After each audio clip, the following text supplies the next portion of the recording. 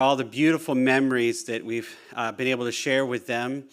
And I pray that as we're here today, that you would be here to comfort our hearts and bring joy to us as we share the stories and as we reflect upon their lives and their wonderful memories. In Jesus' name we pray. Amen.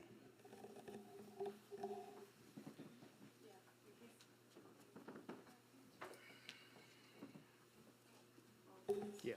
Okay. You're kidding me. Why don't you three sing? Okay, change in program. I guess we're not going to have that song. Steve, do you have an option here you would like to pursue? Well, let's sing one song together, and you gals can come up and lead it for us. What would be a song you'd like to sing? Okay. When we all get to heaven, what number is that?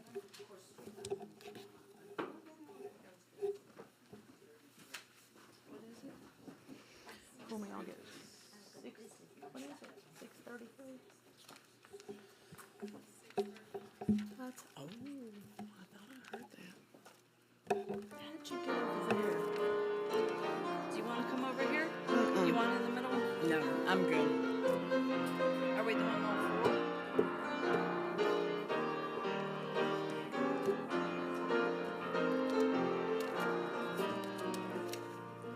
Sing the wondrous love of Jesus. Sing his mercy and his grace. In the mansions bright and blessed, he'll prepare for us a place.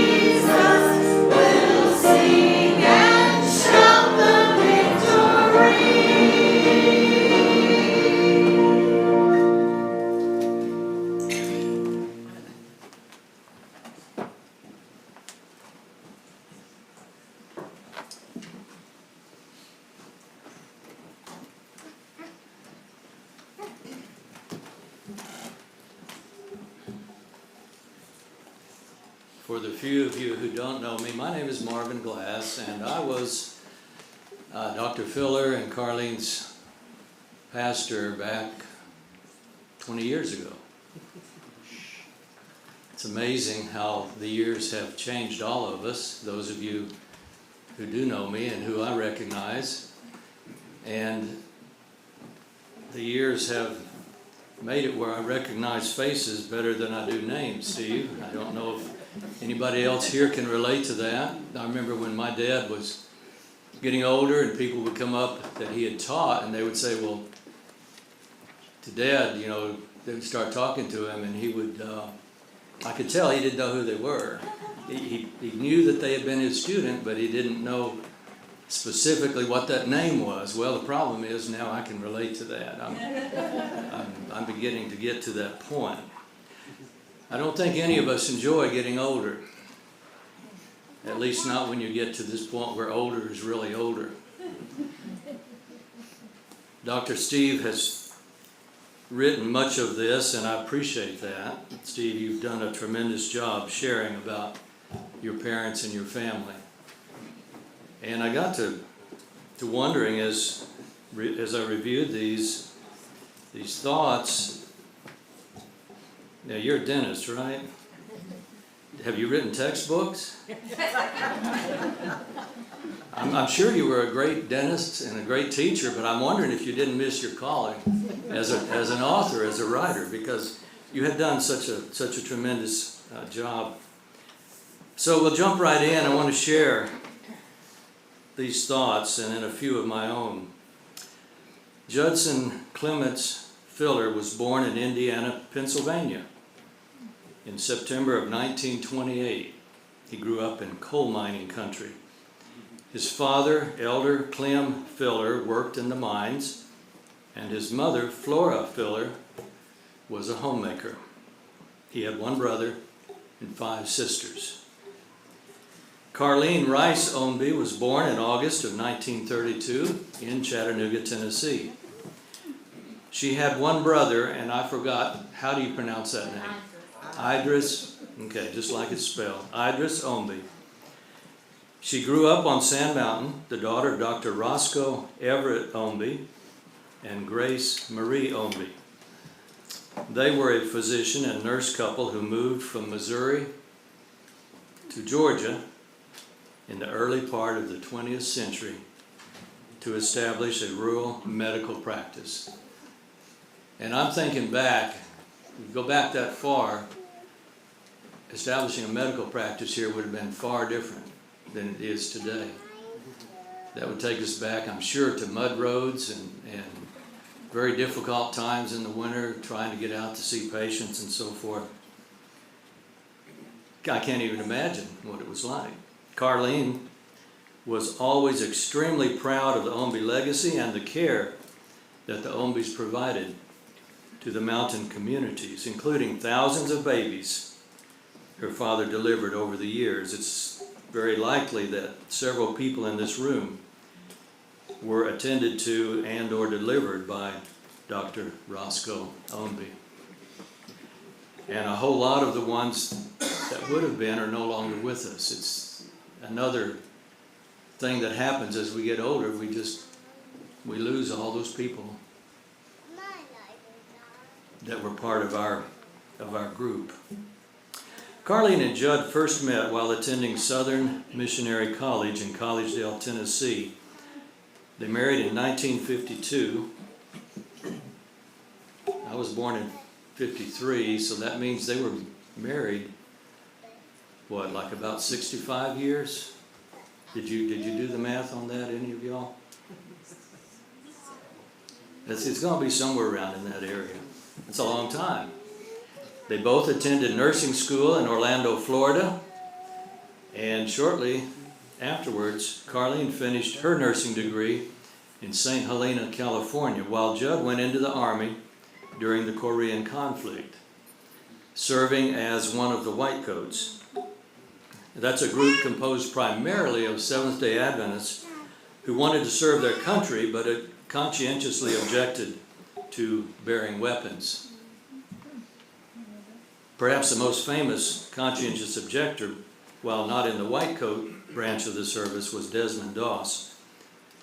As you know, was awarded the Congressional Medal of Honor for his heroic actions in the Pacific Theater. Later, Mr. Doss became one of the many patients Dr. Filler treated in the Lookout Mountain area. Following his service in the Army, Carlene and Judd moved to Missouri, where he attended the Kansas City School of Osteopathic Medicine. In 1965, after completing an internship in York, Pennsylvania, they moved here to Sand Mountain, joining Dr. Omby's established practice. Life was busy for the family, with Judd working most of 6 days a week and making house calls most evenings, after hours, and weekends. And I'm thinking that's something else that has changed to a large extent. I would think, very few night calls, very few house calls.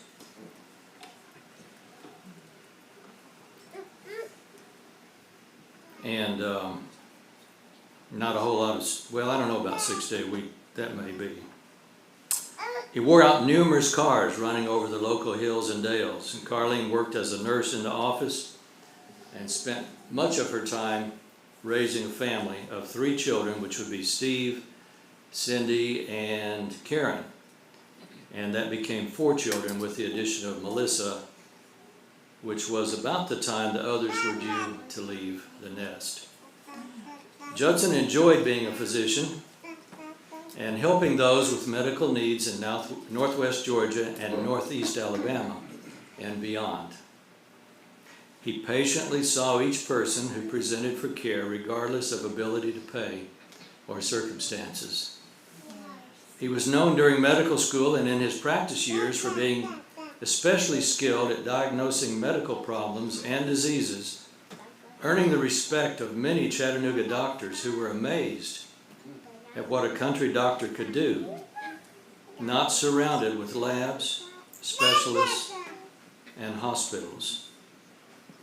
He did this by skillfully listening to his patients and careful observation. His clinical style was easy and relaxed, with time for plenty of patient conversation. And that's probably a play on words. You had to be both patient and you were the patient. A patient looking for a quick in and out might be a bit frustrated by the pace, but most people appreciated his careful attention and recognized it for the rarity it was. He may have started in Pennsylvania, but he fit in perfectly with and preferred the South and its people. We have a video clip of an interview done with Dr. Filler that we're going to share now. Fashion values. Meet this week's 580. Clinton, Georgia is the perfect example of small town America. A circle around the town square, a couple of stores, the jail, and a family doctor. In this case, that doctor is everybody's doctor, and a special man he is. I don't practice in any hospital.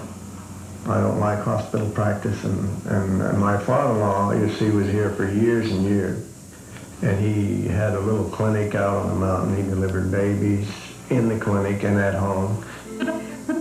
Picked up his father-in-law's practice in 1975, running the Trenton Professional Center. We would change it over to from macadam to... Dr. Filler is the only physician here. His help, an assistant, and a receptionist. Not exactly what we're used to seeing at medical centers today. He's in Trenton not because he didn't have anywhere else to go, but because he loves the rural life and its people. We understand each other. They understand me, and I understand them perfectly well. Because the people are, they're so friendly, and you get so close to them. We have wonderful people out here. And Dr. Filler is pretty wonderful himself. There are no 9 to 5 days for him. He is never more than a phone call away from his patients. That means any time of the day and night, he can be called out. And he is. The night before last, it was 3 a.m. in the morning, and someone called, and said, hey, we've got to have some medicine. It was an emergency situation. We have to have it. So I get up and dress. You heard that right. Here's a doctor who still makes house calls for anyone. And when a person is sick in Trenton, Georgia, he or she is treated, regardless of ability to pay. I guess we practice the old-fashioned way here still. And it's not very popular today, but this is the way we practice. And if a person doesn't have the money, forget about it, you know. And the people here are sure glad he practices the old-fashioned way. How long has he been coming up to see you? Long time, I don't know. And then his father-in-law was a doctor, he said, and he come before that. Mm-hmm. So it's sort of all in the family. I don't know what we'd do without that family. Judson Filler is the doctor you'd find in the Americana illustrations by Norman Rockwell. A man who enjoys the simple life and who is totally fulfilled with his own life and appreciated by the people he serves. Dr. Filler believes he's been given much more than he receives. But I enjoy what I'm doing very much. I've had a very rewarding life so far.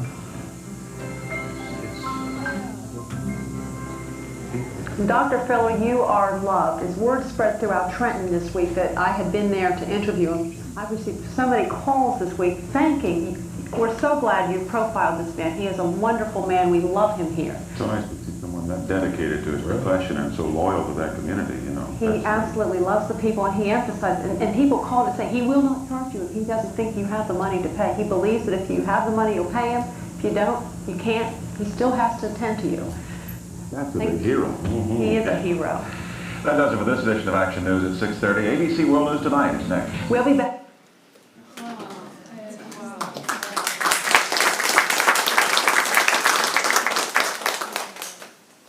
That didn't bring tears to your eyes. There's something wrong with you.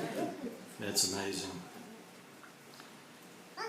Whenever not seeing patients or taking lab samples to Chattanooga, and that's something else that strikes me, you know, today a little courier comes by and picks up your lab samples, but here he is having to take his lab samples, I guess especially if he needed to know right away. But when he wasn't seeing patients or taking lab samples to Chattanooga, Dr. Filler loved to be in his garden.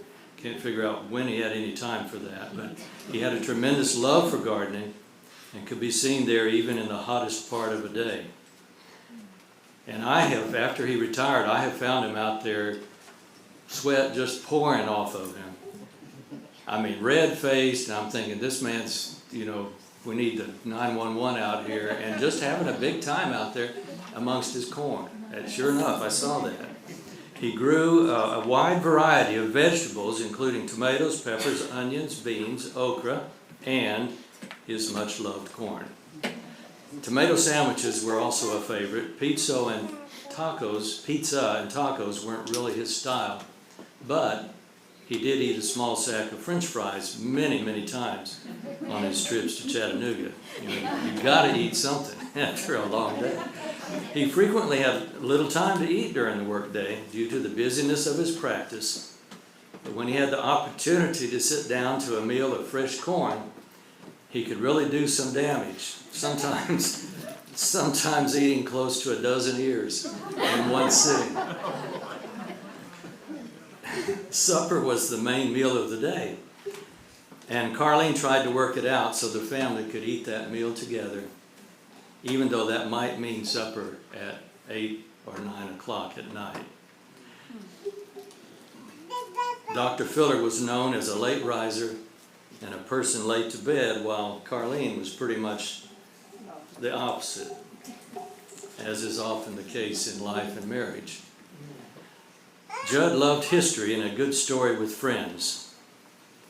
If ever he visited a museum, his children would often grow weary as he read what seemed to be every word on every plaque in the place.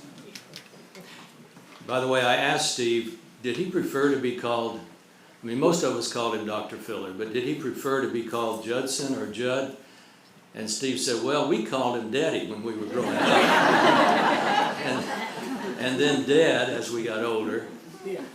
And I think you said close friends and family would call him Judd, but we know him as Dr. Filler.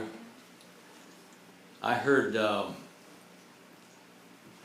Ringer what was his name? See, I'm losing it. Alvin, yeah.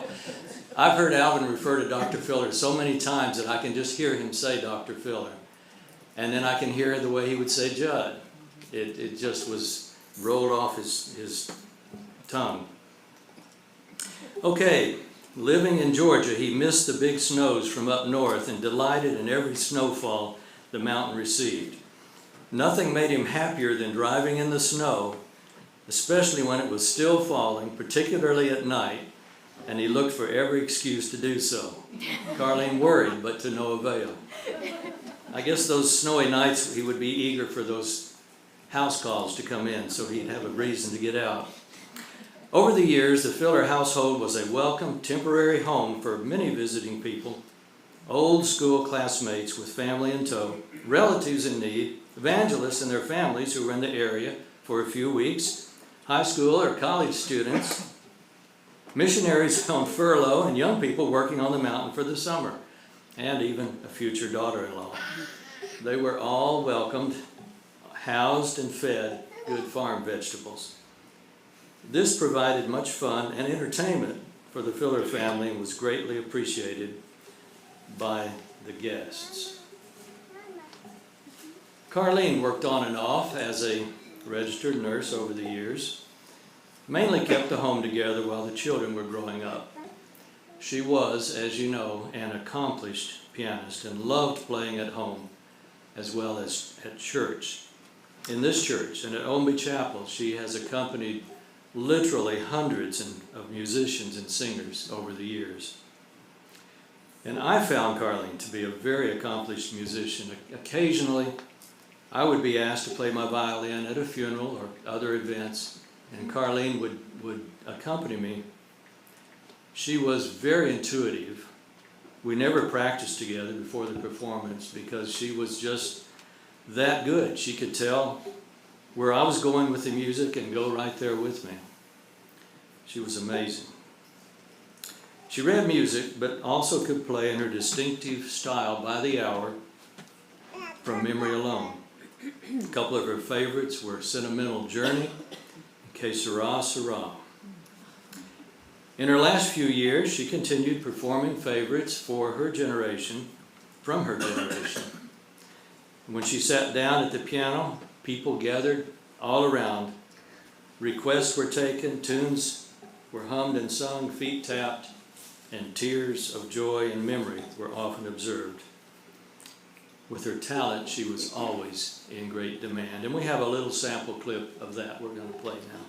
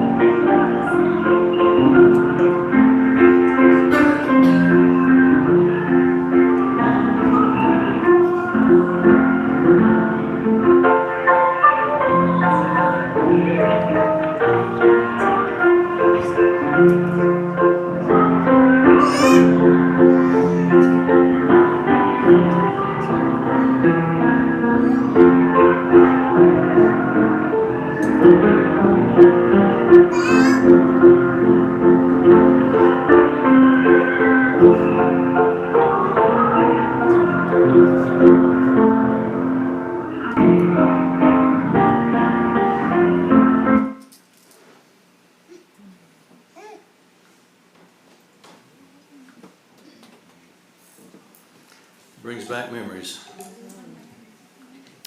One of the fondest memories her children have from growing up was Carlene reading them bedtime stories in the evening, often from Uncle Arthur or similar authors. At the end of a long day, they would all pile up on their parents' bed as she read those character-forming tales. As she grew tired while reading, she would try to wind things down and send the children to their beds to be met with the chorus of, "Just one more, please, Mom, just one more." As the children grew up and moved out, nothing pleased her more than a family get-together. Any excuse would do, and she looked forward to every event and holiday as a family time to love, remember, and make new family memories. Carlene passed away on Thanksgiving Day, 2020, one of her very favorite family days of the year. Both Judd and Carlene were active in the Floral Crest community, attending services at Ombie Chapel and Eider, but they didn't just attend services there. They were very much part of our Ombie Chapel family. The church was named after Carlene's parents, Roscoe and Grace Ombie. Dr. Filler was elder there, taught Sabbath school lesson, served on school boards, church boards. Carlene played the piano or organ for most of the services, as well as serving as church treasurer. All of the Filler children attended Floral Crest School, and just like it did with their parents, it holds a special place in their hearts.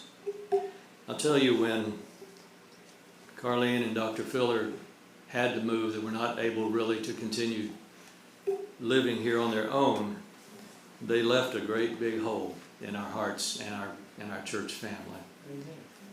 And we lost our piano player. My wife played for a little while till she got to where she couldn't play, and we've never been able to replace Carlene. It's just hard, you know. Well, they mean a lot to us. Steve Filler, as I mentioned to you, wrote most of the preceding. When my wife and I moved here to pastor these two wonderful churches, Dr. Filler and Carlene were at that time transitioning out of their medical practice and into retirement. I don't think Dr. Filler ever really retired from his practice, but he tried. As I mentioned, he was very active in our church at Ombie Chapel, our church school, serving as church elder, teaching Sabbath school lessons, serving on our boards, supporting our church school in every possible way. And it wasn't just the formal church structure. He cared about the people of the church. Some years, I'm going to leave that out. That's a personal event I'm going to leave out. We celebrate and honor the lives of Carlene and Judson Filler today. They lived in and loved this community, and this community loved them back just as much. A lifetime of service and memories remain as a wonderful, loving legacy. May God rest their souls, and may their lives continue to serve as an inspiration to all of us. We'd like to give you a chance now to just share some of your remembrances, and I believe we have a cordless roving microphone, so if you'll just hold up your hand, I guess, and they'll bring the mic to you and let you share.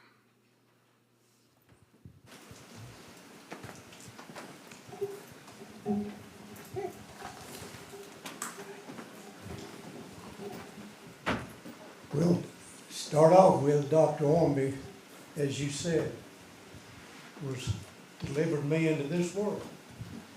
And then 3 brothers behind me. And my little sister Sandra, my mother went to Dr. Schultz's clinic in Chattanooga, and she always cried, I wanted to be born at home like they was. But anyway, needless to say, I've known Carlene all my life. And I remember when she, in the church, they would have a little shower for the ones going off to academy, and they had one when she went to Holland. And she was in the graduating class with my cousin James. I was privileged to be at their wedding when they were married in their parents' lawn over here. And so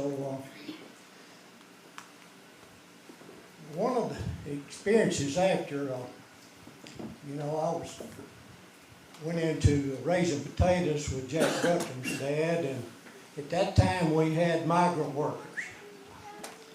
Well, I just had gotten started the year before, And I needed a crew. Well, most of the I just had a small farm, and JL had a really good crew, but I got just the pittance of a crew. The old crew leader, he didn't have many workers. He had 2 old trucks that would hardly run and 1 automobile. Several workers. Well, seemed like all of them, a lot of them in the crew had to go to the doctor 2 or 3 times a week. And so my wife would have to transport them over to Dr. Filler's. One morning, Carlene came out and she saw Cindy sitting on the front steps. And my son was 1 year younger than Cindy, and they went to school together for many years. And she said, "Well, Cindy, what are you doing out here so early?" "I'm waiting on Steve to come to play." And so through the years, and I served on the boards with them. They were both very capable and knowledgeable, and they loved our church and school. Even when they left this church and went to Ormby Chapel, they didn't stop loving Floral Crest School. I appreciate them for that. And Dr. Filler was our family doctor for a while, a long time. And I remember one time I was putting out some chemicals. We had weevils get in the corn, and I was up in the bin. I was putting some chemical on it to kill the weevils, kind of gas them. The hose came off of the sprayer and went into my eyes. Well, it burned terribly. My brother-in-law helped me down from the top of the bin. He took me to the water hose, which was a couple 100 feet away, and washed my eyes out. Well, I went over to Dr. Filler's, and he checked them, and he gave me a solution. He said, "Well, I hope that they're not permanently damaged, but right now you've just got a temporary burn, and thank the Lord they weren't permanently damaged." And then shortly, a few years later, I was working. I had a crew, and we was working my cattle. Well, this little bull calf, he was kind of difficult, and I couldn't reach him by the side, so I got behind him. You know, I've always kind of reckless with my health, I guess. And he kicked me right in the mouth. And it was right above the lip, between the lip and the nose, and he burst quite, did a good job on tearing it up. Well, my wife took me over to Dr. Filler's, and like you said, he was out in the garden. He'd come home from Trenton practice, and he was in the garden. I went out there where he was, and he said, "Well, I left all my instruments in the office at Trenton. We'll have to go down there." So I went down there, and he cleaned it up, and he sewed it up. You can't tell where he sewed it up. He put about 15 stitches in it and did a wonderful job. A few years later, when the bull attacked me and broke my hip, and I crawled to my truck and got home, and my wife saw me and what a shape I was in.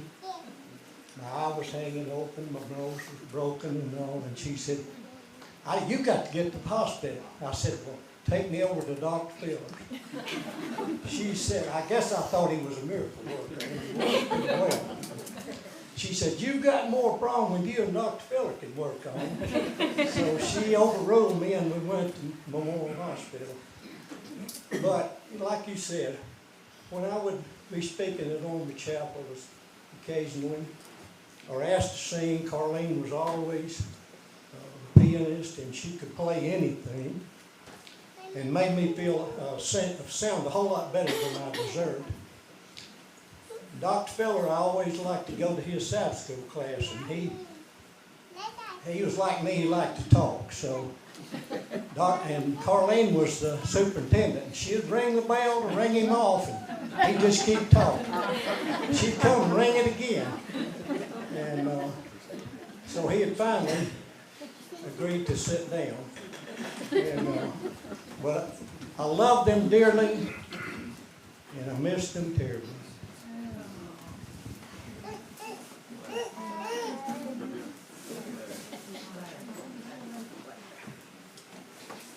Well, I feel honored to have known.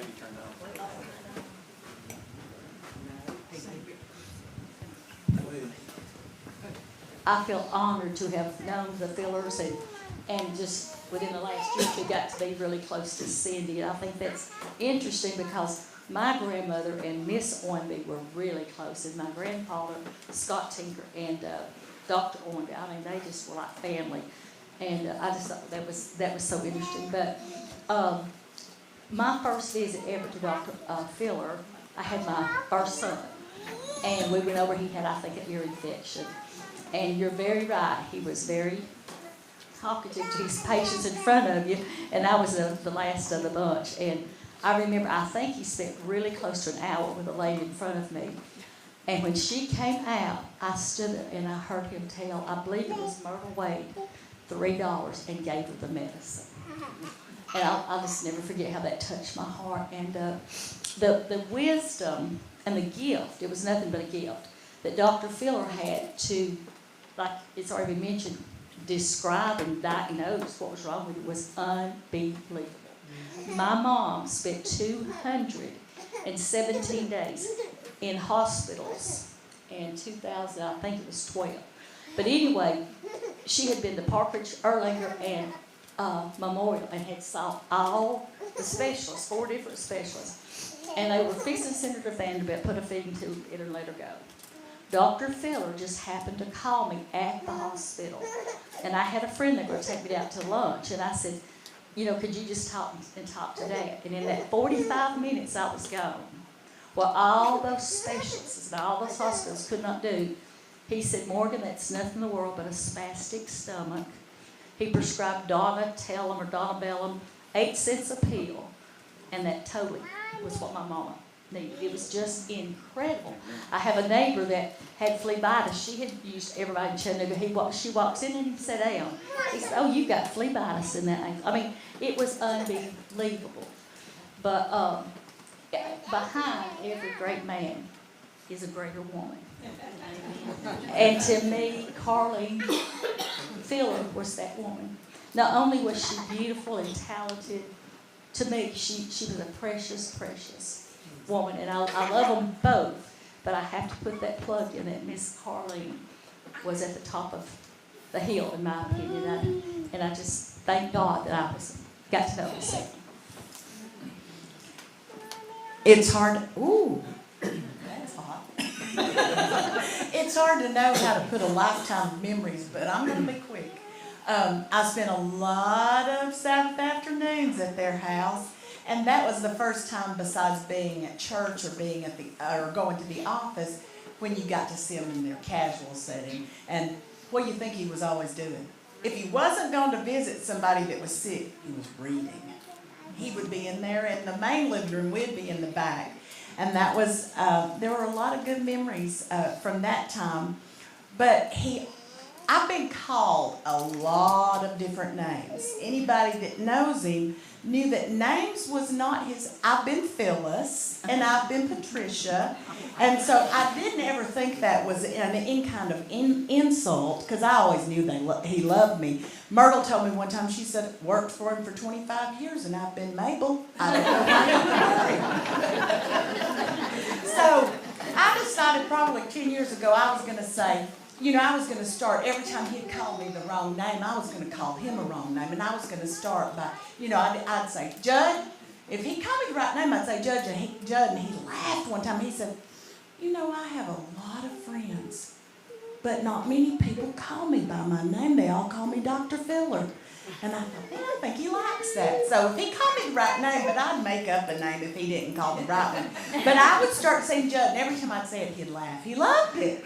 So I delivered bulletins for Ormby Chapel for every Friday evening, depending on my time, and I would always go in. They always wanted to visit. And it was always such a special time. I actually got to, visit and learn more about them personally. And just a lot of good memories about he and Carlene through the years. They were a special couple, and they meant a lot to a lot of people, and they were very loved.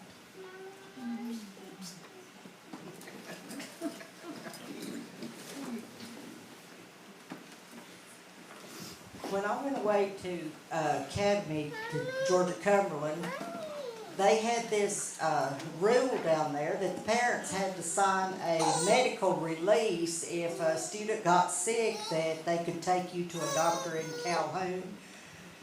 And my parents, for some reason, you know, Waits don't get sick, so we're not signing the paper. And I was working in the cafeteria, and one other student happened to come behind me that day and bump my elbow that knocked some of the scallops that we were frying for Sabbath lunch, missed the fry bucket and hit the oil, and all that oil splashed up on my elbow. Well, I didn't have a medical release, so I couldn't be taken to a doctor in Calhoun. So we called Dr. Filler, and he came all the way from Sand Mountain to Calhoun, Georgia, to bring me some burn salve to put on my arm. Also, a lot of us young people here on the mountain work for Sand Mountain Flowers in the summertime to earn money to buy school supplies or clothes, whatever that we needed for Academy. And with us working on piecework, you were trying to put out as much work as fast as you could, and chopping, I was always the one on the counting and tying end, because my cousin that I worked with, Mitzi, was left-handed, and she'd have to turn backwards on the table to do the cut. She just couldn't do it. So anyway, that was my job. But for some reason, and a lot of us young people did it, when you would sling that butcher knife down, invariably it would catch the edge of the table and your finger would slide up that blade. And I don't know how many of us got cuts on our hands. And of course, rush over to Dr. Filler to get our fingers sewed up. And he was always there. And I can't even see my scar where he sewed my hand.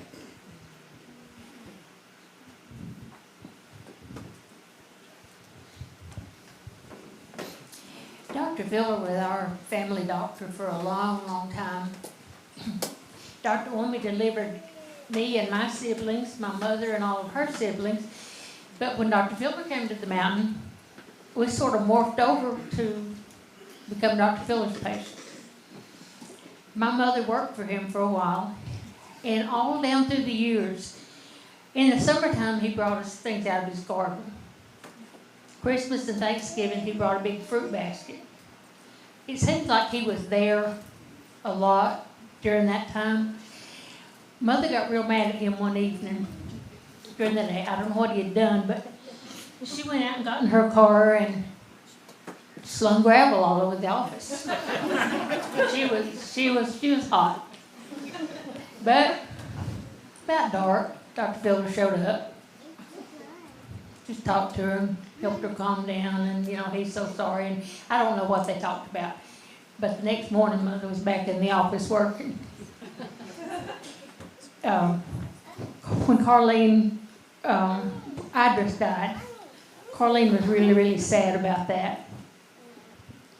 And my brother went up and said, "Carlene, I'm sorry Idris died, but I'll be your brother." So from then on, if we gave flowers or whatever, Carlene asked for Lynn to bring her present, whatever it was. You're talking about his garden, Marvin. He loved soy limas.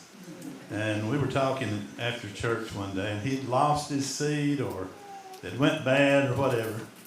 I said, well, I've got some over there. And I think I took him a quart. I'd planted me soy limas for years. And he had either 4 or 6 rows all the way across that garden. I believe them things got that high. I never seen the like of them, and they was just loaded. And he told me, he says, I've got a pair of those snipping shears, loppers. Said, just come by there and help yourself. And so I cut a few. But, it's just so many memories of Dr. and Carlene and the service What I want to know though is who processed all that garbage? I don't know. He might have given them away because I bet he didn't. Did Carlene do it? What? he might have. Brought bags to church. Because it's more work to put it away than it is to grow it. And I was just going to say, Dr. Filler reminds me so much of Leon Wade. That's if you ever give him the floor, you're wondering if you're ever going to get it back. I like to read historical markers too.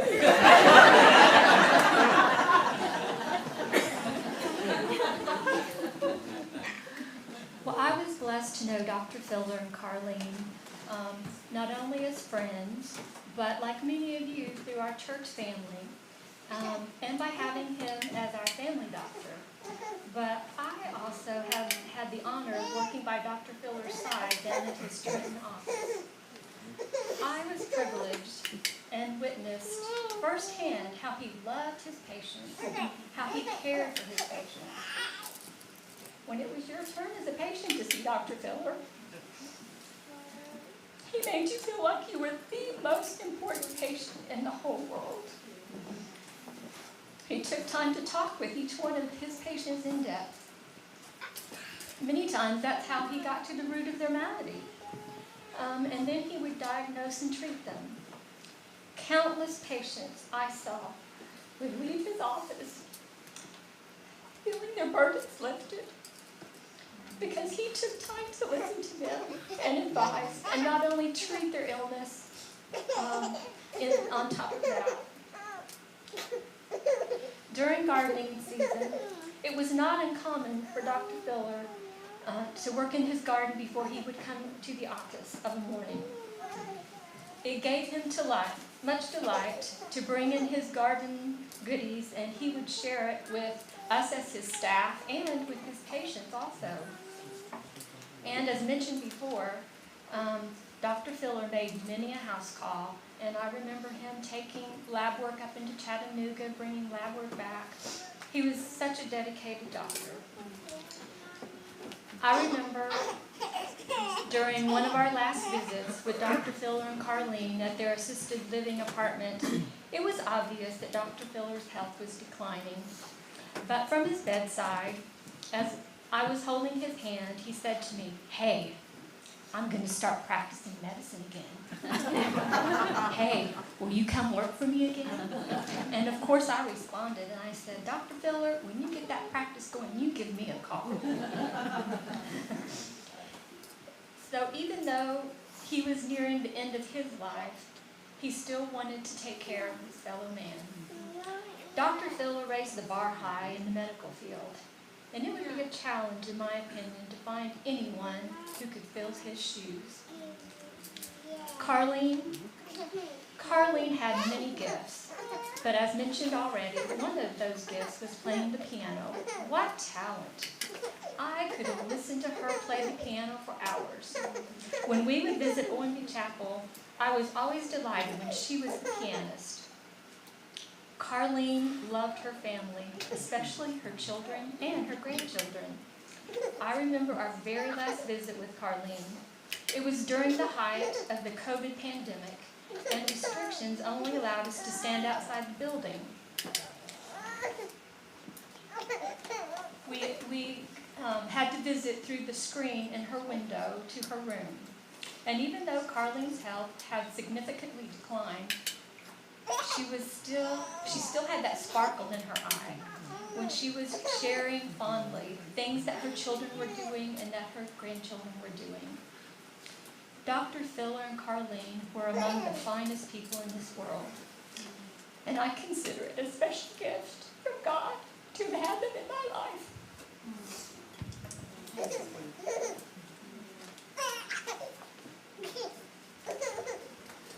My earliest memories of Dr. Filler weren't too warm and fuzzy. I hated to go to his office because I knew I might get a shot. Christine would always administer that. But I came to know them as an adult after I joined Floral Crest, and grew to love Dr. Filler and Carlene. But my father, before me, years ago, he wrote a poem, and Cindy asked me to share this. And it says, to two wonderful, never-failing people to whom I'm graciously indebted, Dr. Justin Filler and Nurse Christine Goins. And he wrote this in December of '73, and then he died the following May at 37 years old. But Dr. Filler, as Sandra mentioned earlier, he diagnosed my father with a rare disease, and he actually had 2 diseases which caused him to die at such a young age. But the poem goes, through years of good health and seemingly modest wealth, I never stopped to take much measure, with little concern and failure to learn that health was one's greatest treasure. But with the passing of years and the flowing of tears, and wishing I could turn back the clock, but as age starts to show and misery to grow, seeking relief, I quickly turn to the friendly doc. I've lain in the bed and held my head and begged for a strong painkiller. With the aid of my spouse, I made it from the house and over to the office of dear Doc Filler. Weak and out of breath and fearing soon death, I cried, Doc, can't you do something, please? In walked Nurse Christine with a shot of compazine and tells that soon I'll feel a little ease. Lying on the table and just barely able, with not enough strength to stand, my temperature starts to rise and the tears fill my eyes, but thank God I know I'm in good hands. My blood pressure's down and Doc starts to frown and orders up a shot of vitamin B1 as my strength starts to build and the pain to yield. I'm thankful for the good job he's done. Quite conscious of my disease, tonight down on my knees, I'll thank God I'm better, not worse. I'm thankful for certain my body's no longer hurting. I owe it God, Dr. Filler, and Christine, his nurse.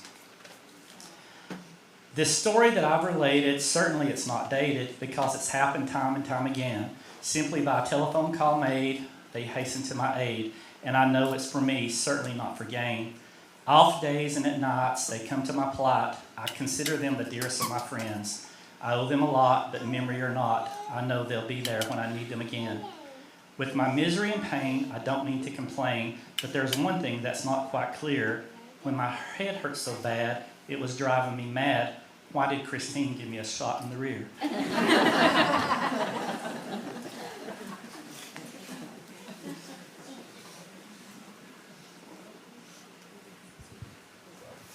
Just want to share briefly, my first introduction to your dad, Cindy, was the first year Ardeen and I were married.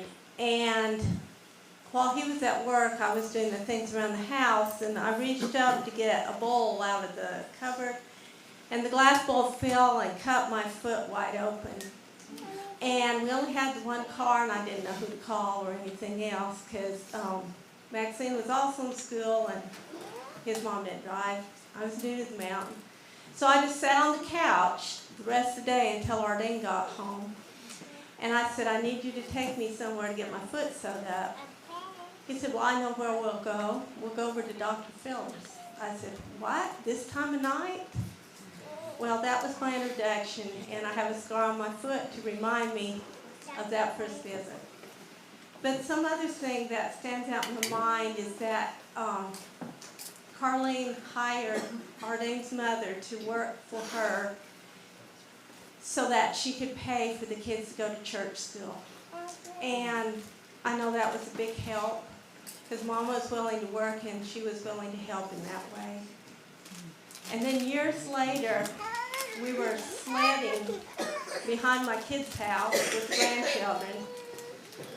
And Ardeen had a sledding accident, and the fact that he went down head first and a weed went right down his throat into his. And I pulled out what I could, but felt like there was more in there. And so I called and I asked Carlene, I said, would it be okay if we paid you a visit on this Sunday afternoon? And yeah, Dr. Filler got the rest of it out, and Ardeen was okay. And I just have all kinds of memories like that from him being our family doctor all the time with my children growing up. I could just call and talk to him on the phone if I felt like they needed something, and I didn't have to take my kids in because I'd take a nurse and we could confer, and he just was such a big help. And I have not had a family doctor since. Probably need one.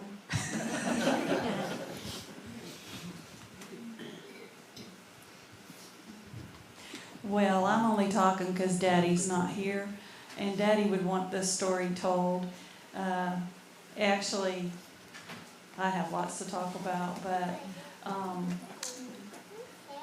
one of them is that when we would go over for visits, Cindy would be pimping out vitamin C tablets to the kids, and we all loved them. It was like candy. She was like, "You want a vitamin C?" And we're like, "Yeah." So we always looked forward to getting our vitamin C when we went over there from Cindy. But like many of the stories, there was one day where we had quite a emergency at the Ringer house. Dad had gotten up to go to work very early in the morning, and the rule was that we were not supposed to get up as children. We were supposed to stay in bed, even though we could hear Dad up and around. Well, Brother Bert broke the rule. I didn't know that he had snuck into the kitchen where Dad was getting his breakfast ready. And I was still half asleep in my bed, and then all of a sudden, I heard blood-curdling screaming going on from the kitchen. And my heart skipped a beat, and all of us jumped from bed and ran to the kitchen, and there was Dad. And he had both of his hands going up and down my brother's legs. And you could see that, and my brother was screaming that he had been burned, that he had his little pajamas had gotten a little too close to that electric heater, and it flamed up his pajamas and burned him terribly. And I remember Dad screaming for all of us to get in the car, get in the car. We jumped in the car, only had a half mile to Dr. Filler's house. And of course the office wasn't even open at the time, but when he learned that we had an emergency situation, he reacted quickly and took Daddy in there. We all sat in the car waiting for what was happening in there. And even though these were third-degree burns, and today, if we would have went to the emergency room, he would have been in a burn unit. That didn't happen. Dr. Filler treated those burns and sent him home and gave instructions on how for Mother to treat those bandages every day and treat those burns. And we went back and forth to his office for him to see and look after those burns. And those burns healed, and there's some big, thick scarring on his leg from those burns. But our family never had a lot of money, and we didn't have insurance either. And for us to have had to fund that, that saved us so much money. And I know my dad never forgot it, and neither have I. And I just love all the Filler family so much.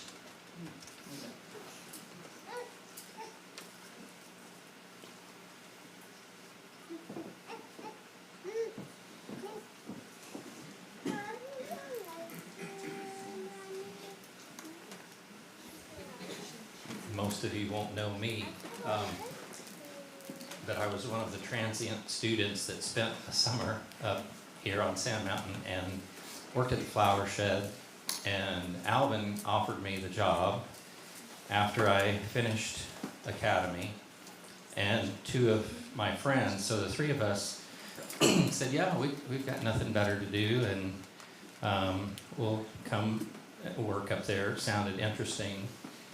And I can't say that I really enjoyed cutting flowers, getting up and out in the field at whatever it was before the sun came up. And anyway, we asked Alvin, well, where are we going to stay? Or it seems kind of complicated, because he was ready for us to go to work, the next day. And so he said, I'll work something out. Well, the solution was there was a little single-wide mobile home across the street from the Fillers. And so the arrangement was we could stay there, the three of us, and our rent was $60 a month. And so that was $20 a piece, and it seemed like, well, we could make that work. It was 1974. So after about 2 weeks, the two friends decided they weren't cut out for cutting gladiolas. And so they left, and I was concerned that, well, now I've got to pay $60 a month for this trailer. So I don't know who I talked to. It was probably Mrs. Filler. And the decision was, well, you just pay your 20, and you can continue to live there. Well, not only did I have a great rental deal, but it basically came with dinner every night, provided that Steve or Cindy would come across the street and escort me past Brownie, who was the dog that sat on the front porch that would happily chew your leg off and provide more work for Dr. Filler, I suppose. I do remember patients would pull in the driveway and honk and not get out of their car because they knew that Brownie was there. So anyway, it turned out to be the best job that I probably ever had, mainly because I met Steve, and he's been a lifelong friend. I met Kay. The little sisters were there too, and I just feel like I was blessed.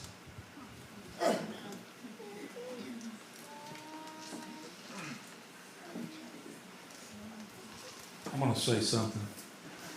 I want to try to say something.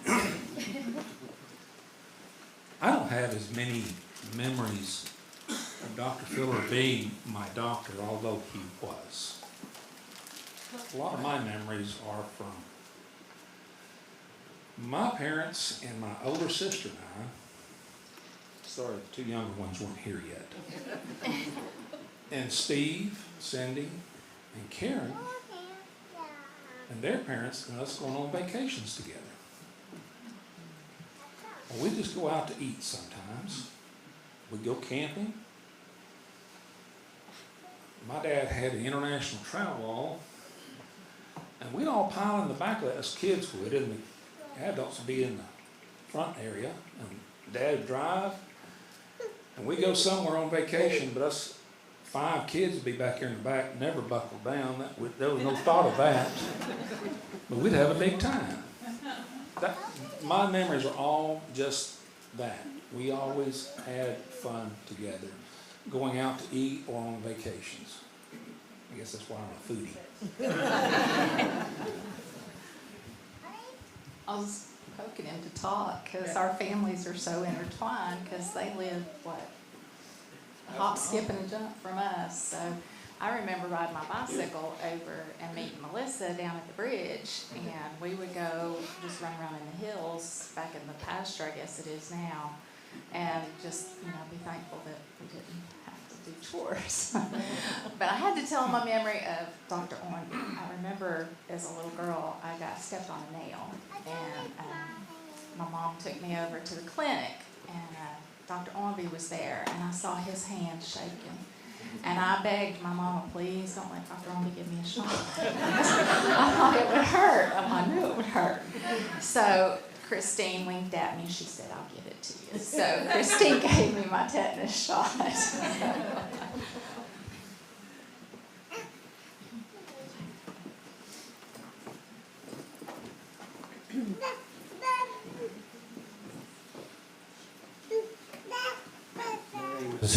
My name is Hal Coble, and my mom is Tulame Self Coble.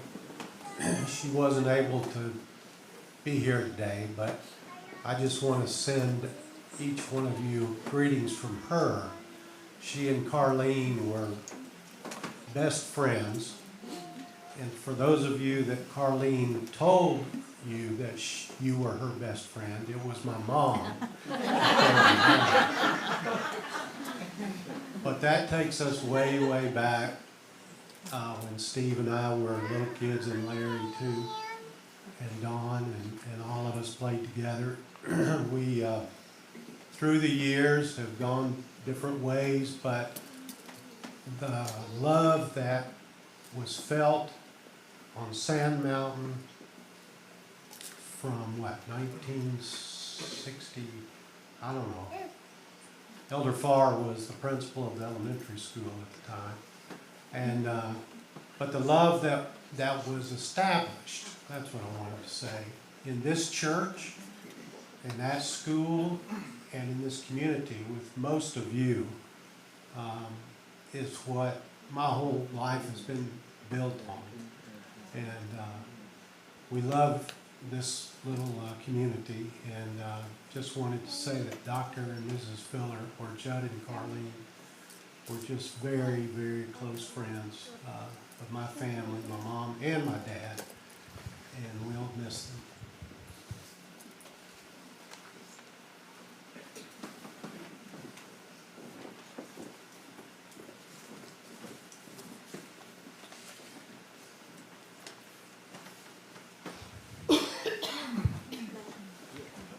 Okay, I'm Cheryl Jones, and we went to Ormby Chapel Church with Dr. and Carlene. And I'm one of those beneficiaries from his garden. And so if he didn't catch me at church, he'd call me on that night or Sunday morning, Cheryl, I've got so-and-so up here if you want to come and get it. Well, I would usually go, but if he saw me down there, he'd come and help me pick whatever I was picking. So one day I got through and so went on up past to say hi to Carlene. She had a 5-gallon bucket of butter beans sitting there, limas. And I don't know which one liked green limas, but they were green and they were hard to shell. But she was having such a hard time, and so I told her, this was in later years. And so I told her I'd help her shell. So we sat there and visited and shelled beans. And then after they went to the facility where they were, well, I visited as often as I could, but the last time I was there, Dr. Filler said, Sharon, I want to make a deal with you. And I said, okay, what is it? He said, when I get out of this place, he said, I'll plant the corn and you can plant the tomatoes. And he said, we'll have tomato sandwiches and corn.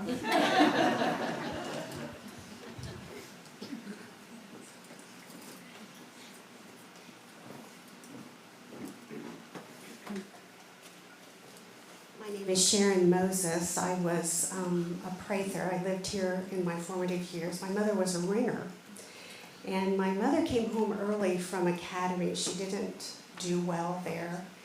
And Dr. Oinby taught her to be his office nurse.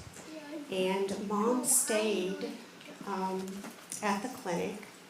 There's many, stories my whole life I hear about that clinic. And it was a rural area. They really did move into and serve a much needed area. Sandra made me think, when we got ready to go away to school, it was a big thing when we graduated from 8th grade, and I did get my certificate, Sandra. I sat on Dr. Oinby's porch and I shelled peas. And he, I don't think, had a good name recognition. He called everybody sister. And he would say, so sister, this and this, and I would give him an answer. And he signed it, and he never touched me. And then, yes, we did all work at the shed, the flower shed, and I wish I could say that I was doing something and had an accident with a knife, doing something productive.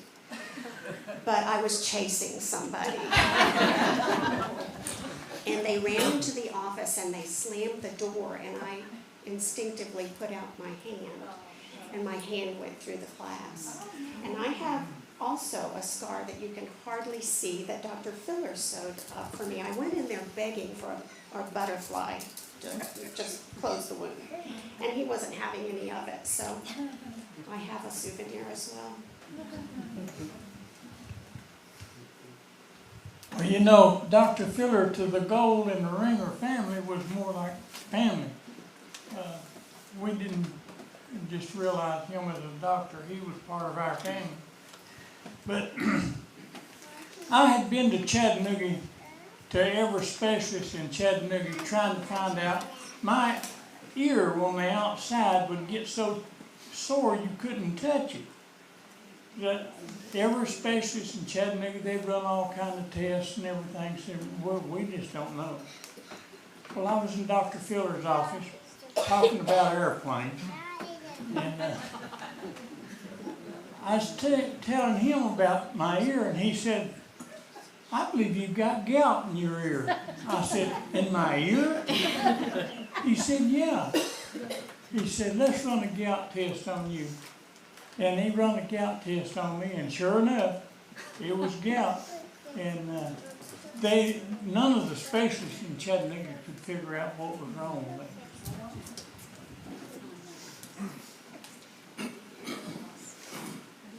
I'm going to ask our ladies to sing now, and are there any others who have something you want to share? Because we'll take time for 2 or 3 more after they sing.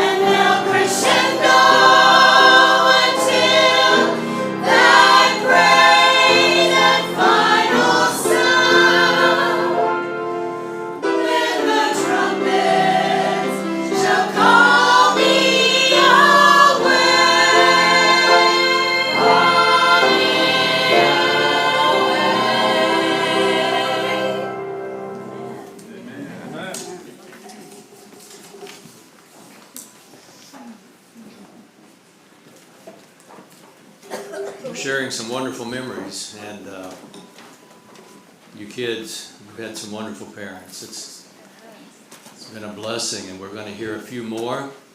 But as they're singing that song, I'm thinking, you know, I'm just so glad that memories is not all we have.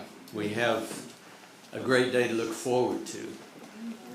And that song said that so well. Okay, a few more memories. Yeah, I guess I've heard a lot of testimonies. I don't think I've heard any of them from people who aren't old enough to be my parents, at least. And I guess I was one of the handful of kids who was fortunate enough to go to church every week with the doctor, and I guess I knew him a little bit outside of church. And I know, at least for those of us who went there, he had a big impact on our lives and how we viewed things. I've got a lot of good memories of the conversations that I have, the wisdom that he was able to give to me, and just the way he handled himself and the care that he had for people. It was something that I didn't see in a lot of other people that you're around, and it was very special in the way it came across with him. Even to the point, I remember I would go over to his house sometimes to visit him, and he always had a complaint about his dogs. But he loved his dogs. He really did love his dogs. He had a lot of them. And I also remember we had a few conversations, and he always talked about how one of the things in his profession that he always tried to do was simplify medicine a little bit. And that's always had kind of a big impact on my view of things. You know, he's like, I have these patients and they come and they see me and they're taking 50 different things, and we'll cut them down and we'll go back to the basics of what medicine used to be. And I think this sort of country doctor sense that he had really helped a lot of people. And then Miss Filler, I was blessed because she was an amazing musician, and I loved to sing. And we would get together, and as long as I was willing to sing, she was willing to play. And between the two of us, sometimes we would be there a little late. You know, the service would have ended, and her husband would have finally wound down, and we'd start singing a little bit, and that was so much fun. Yeah, just a lot of good memories, and they were some of my favorite people ever.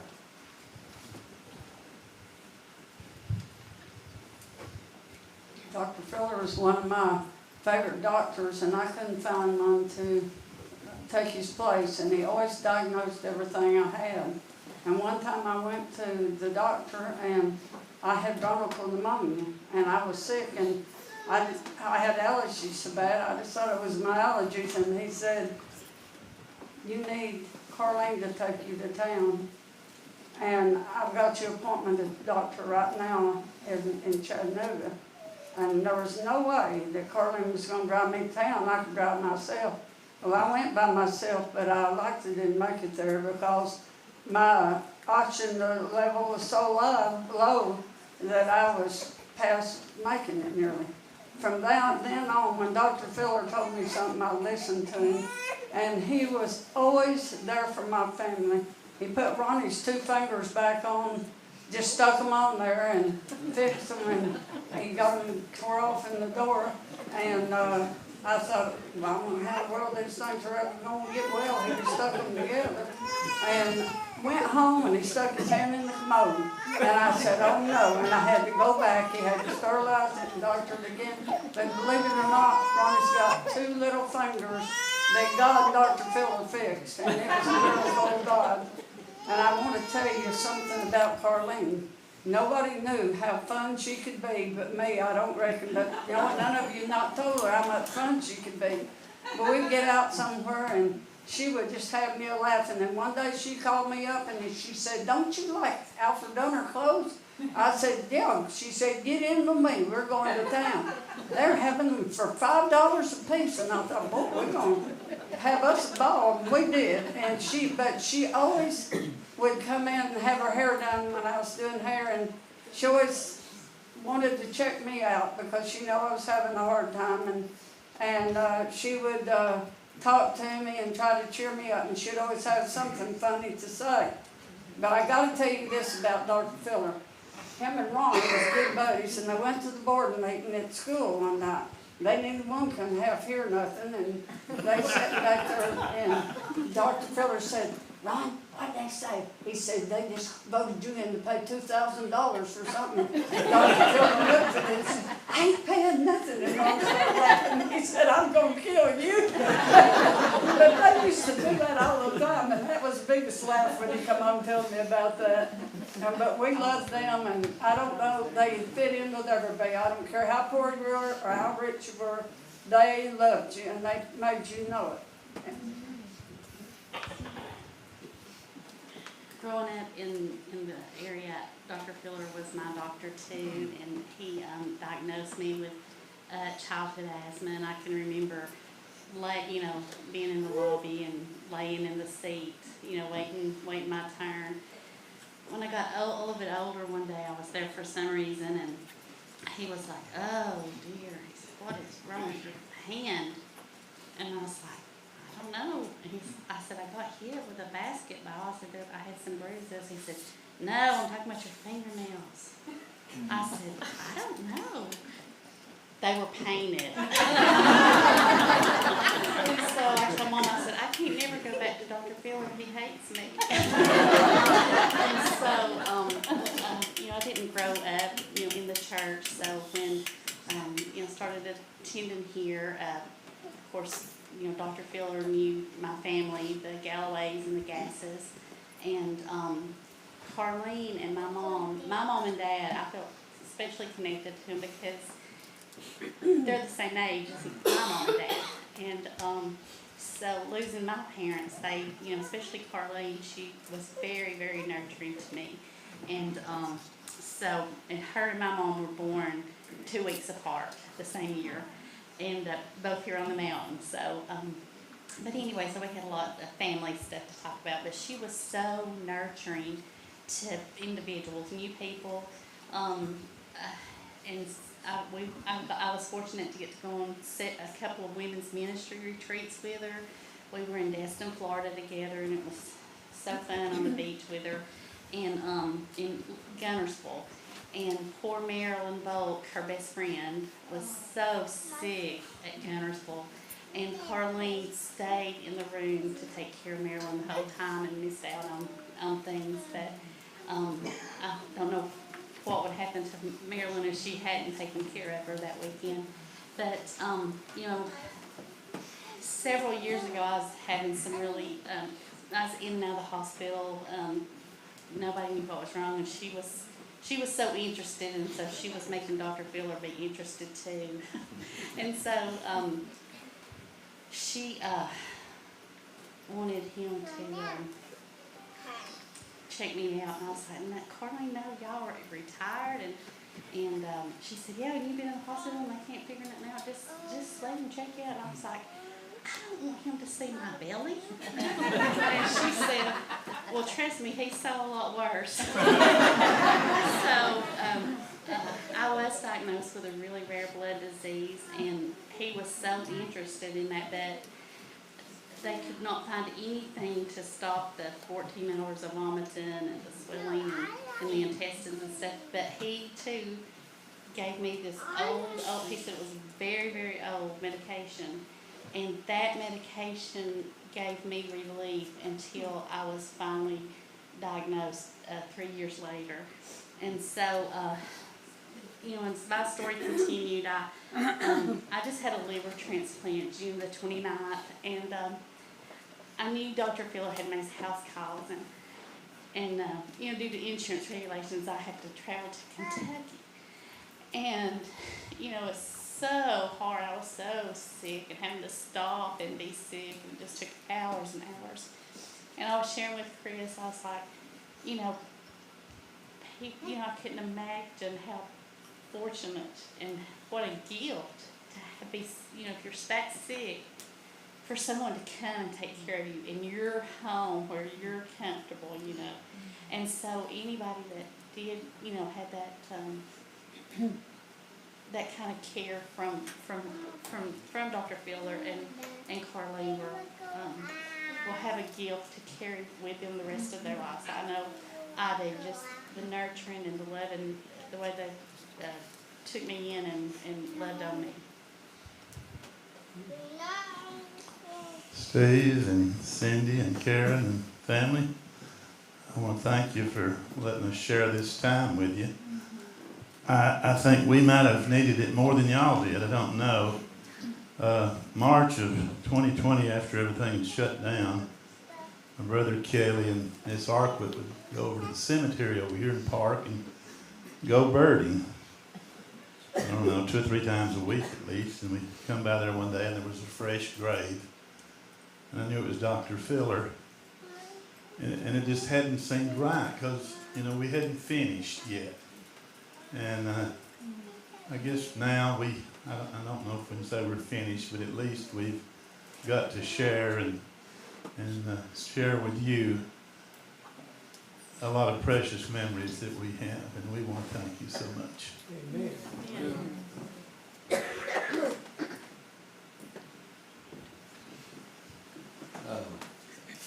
A couple of memories I had of Dr. Filler, probably my grandparents lived beside Dr. Ormby and Ms. Ormby when I was a kid, so I spent a lot of time over there. That was before cell phones, and so, as 5, 6, 7, 8-year-old kid, I was always out wandering, so I would go over to the Ormbys and sit on their front porch swing, and Dr. Filler, he visited sometimes, and I remember one Sabbath I was over there, probably at, 6 years old, probably, maybe 7, and he told me this story of Johnny Appleseed all Sabbath afternoon. That's always stuck with me. And some people have mentioned Brownie and the dog. I heard a lot of stories about Brownie, but I guess he had an affinity for dogs that would bite people, I guess, because every time we went there, my grandfather would say, "Hey, you stay in the car," and we'd wait till Dr. Filler to come out. And then one time, I guess this is probably in the 80s, I guess, maybe late 80s. He had a big brown dog. I don't know what it was. But anyway, my grandfather got out, and I don't know if he didn't know the dog. But anyway, the dog came around and bit him in the arm before Dr. Miller got out. But that's a couple of memories that I had. And another thing is, it's just, I highly doubt there's any doctors now that are genuinely as friendly to everybody. I mean, it seems like now that first thing you go to the doctor, they say, "Do you have insurance?" And if you say no, they'll say you have to reschedule. But I highly doubt that Dr. Filler ever told anybody that. And he's definitely going to be missed.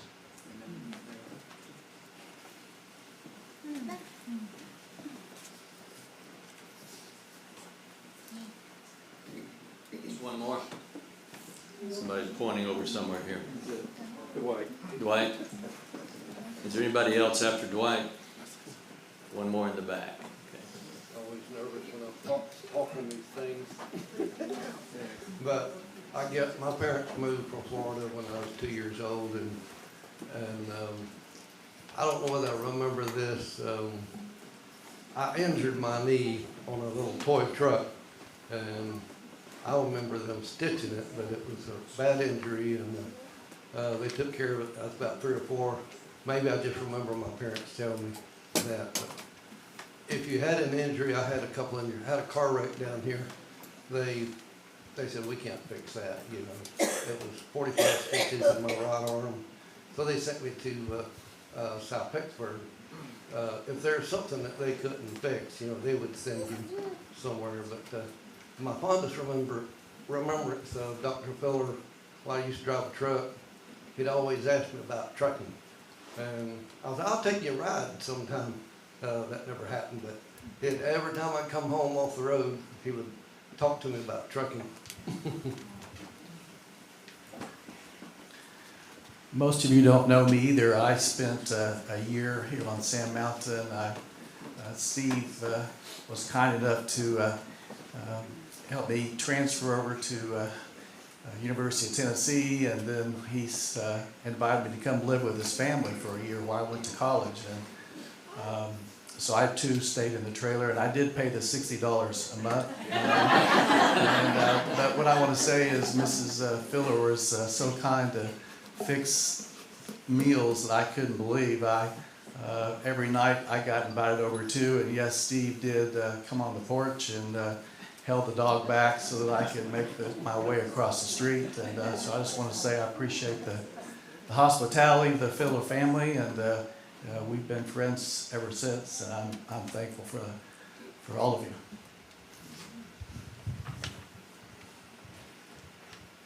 I didn't grow up here either, but I have the blessing of marrying into the Ringer family, who was very closely united with the Filler family. And I got to hear many of the vacation stories over and over and over again, and I was so jealous.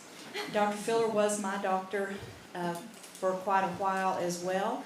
I did not make use of his services many times. I'm a little jealous. I never needed stitches, never had any broken bones, never got bitten by a dog or hit by a car.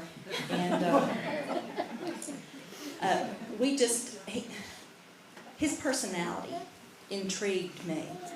And he had a little quirky side, is what I would call it. Not in a negative way. It's just a beautiful sense of humor.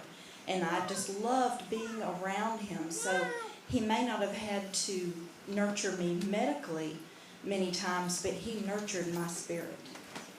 And I remember that he had some unexpected responses many times. And I'd say, "Hey, Dr. Filler, how are you doing today?" "Awful, just awful." And I'd say, "I'm so glad to hear that. You're improving." And all of the comments that I've heard this afternoon just kind of have the same theme. The details are different, but they have the same theme. And it reminded me of how Jesus was in the cities and in the countryside. People flocked to him. They saw something in his demeanor and in his personality that said, "I want to be in the company of this man." And he healed for free too. I feel like the Fillers, Carlene and Judd both, ministered to this community far and wide. And they represented Jesus in my mind. I saw one over here, yes, Maxine.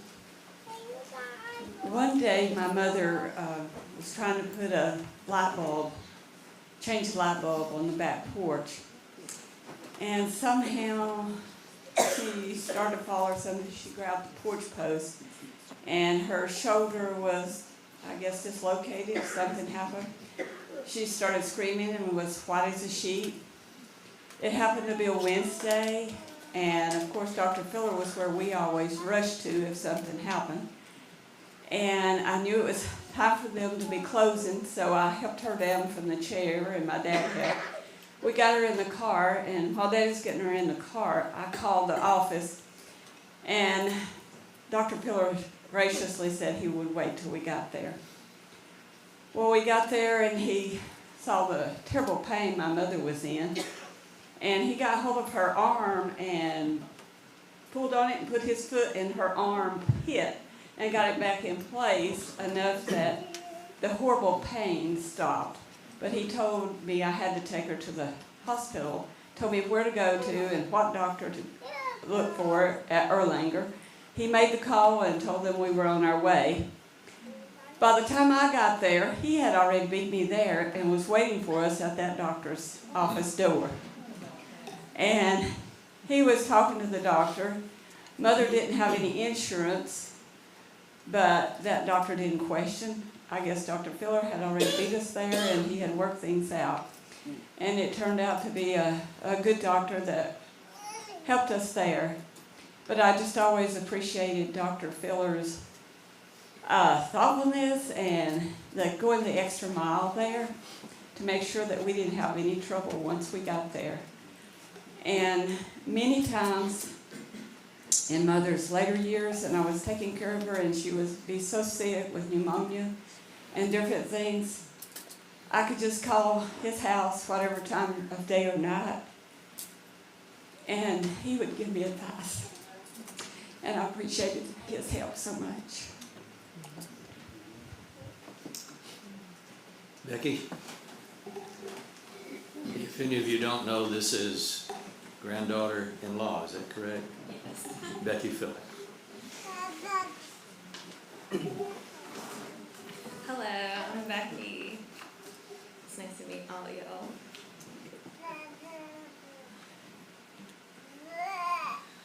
Before Dr. Filler passed, he actually gave me and Harrison a banjo, which is so sweet. I'm sorry. Now, I thought this song would be fitting because it's bluegrass.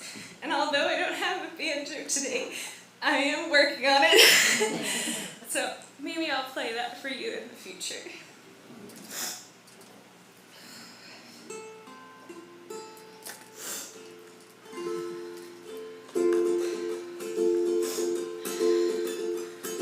Some glad morning when this life is o'er, oh, I'll fly away to a home on God's celestial shore. I'll fly away. I'll fly away, oh glory. I'll fly away in the morning when I die. Hallelujah, by and by. I'll fly away. When the shadows of this life have gone, oh, I'll fly away.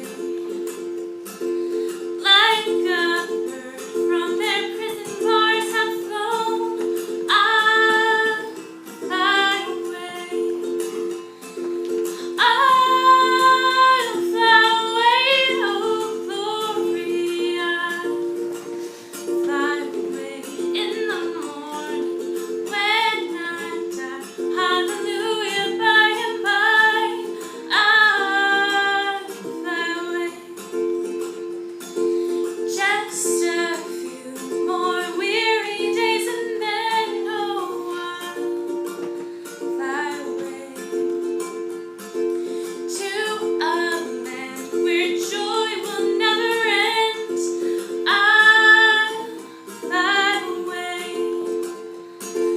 I'll fly away, oh glory. I'll fly away in the morning when I die. Hallelujah, by and by. I'll fly away.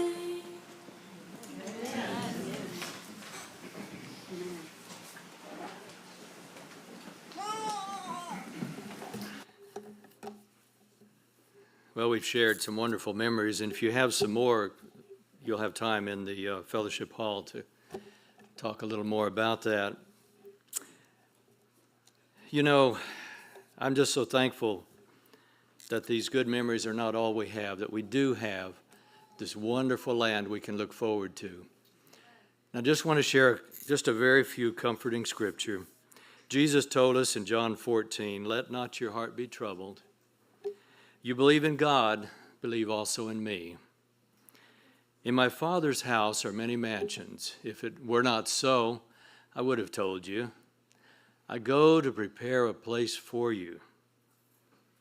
And if I go and prepare a place for you, I will come again and receive you to myself, that where I am, there you may be also." These good memories, you know, they're memories. That life is lived, it's over for both of them. But as Christians, we look forward to that day that Becky just sung about, that the ladies sung about earlier.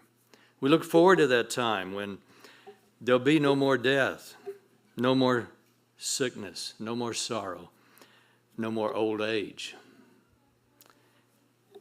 In Revelation 21:4, we read, God will wipe away every tear from their eyes. And there shall be no more death, nor sorrow, nor crying. There shall be no more pain, for the former things have passed away. Now that's something to look forward to. And I know that's not exact, proper grammar, but that's so much easier to say that's something to which we can look forward. But it's something to look forward to, don't you think? A place and a time where all the pain and suffering of this life will be over. No more separation, no more sad goodbyes. Sometimes I think we get too complacent and we just assume that heaven is our default destination. And it should be, but it's easy to get complacent and think that we can just live any way we want to and we'll end up in heaven. But Jesus himself said, do not marvel at this. This is John 5:28 and 29. For the hour is coming in which all who are in the graves will hear his voice and come forth. Those who have done good to the resurrection of life, and those who have done evil to the resurrection of damnation. I am so honored to share this time with you. I consider Carlene and Judd as very dear friends. And I know they want to see you again. I know they want you to be among the saved when Jesus comes again. With this privilege comes the responsibility for me to just encourage you to be part of that family, part of those who eagerly await Jesus' coming. It's my privilege on their behalf to challenge you to be ready. I want to challenge you to make those daily decisions and daily commitments that put you among the saved. Dr. Filler, Carlene Filler, great people, great parents, great family. Not perfect, none of us are. They, along with all of us, need that saving forgiveness of God and his grace. And I'm so thankful that we all stand alike, equal at the foot of the cross. Jesus paid the price for our sins. And because of that, we have that pass to heaven if we want it. 1 John 1:9, if we confess our sins, he is faithful and just to forgive us our sins and to cleanse us from all unrighteousness. We can make it complicated, but it's pretty much that simple. It all boils down to each one of us. Which side are we choosing? Jesus paid the price for our sins. And I just want to encourage you, if you're not an active Christian, today's a good day to make that decision to be part of Christ's family. And if you are an active Christian, and most of us, if not all of us here today are, then I want to just encourage you to be growing in that walk with God every day. So when that time comes, whether we are alive when Jesus comes or we are among those who are raised back to life, that we are eager to meet him in the air and go home and be with him. 1 Thessalonians 4, beginning with verse 13, but I do not want you to be ignorant, brethren, concerning those who have fallen asleep, lest you sorrow as others who have no hope. For if we believe that Jesus died and rose again, even so God will bring with him those who sleep in Jesus. For the Lord himself will descend from heaven with a shout, and with the voice of the archangel, and with the trump of God, and the dead in Christ will rise first. And we who are alive and remain shall be caught up together with them in the clouds to meet the Lord in the air. And thus we shall always be with the Lord. Therefore, comfort one another with these words. We're going to close with hymn number 65. Priscilla's going to lead that, and we're going to sing together. Priscilla and team are going to sing this. We're going to sing first and last verses. He's got it.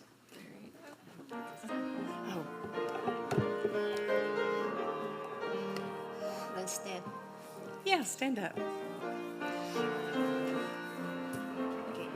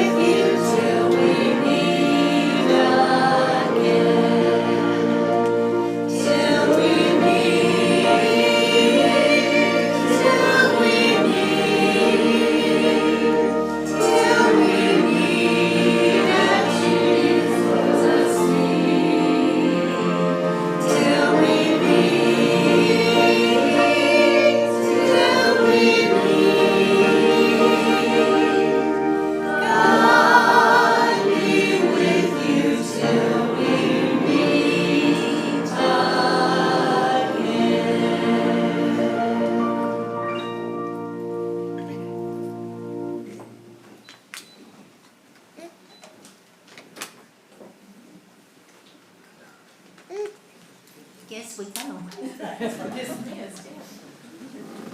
Well, I sure miss not getting to come in.